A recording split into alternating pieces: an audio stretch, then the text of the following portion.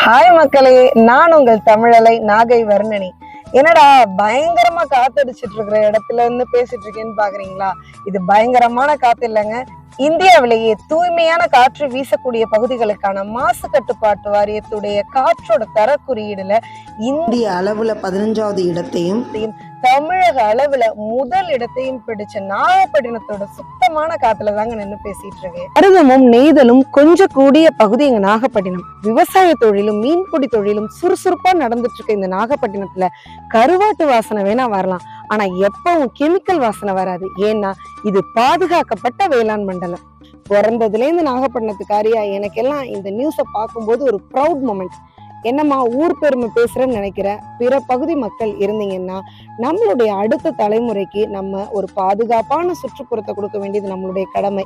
அதனால நம்மளால முடிஞ்ச வரைக்கும் பொல்யூஷனை குறைக்க நம்ம எல்லாரும் சேர்ந்து முயற்சி எடுப்போம்.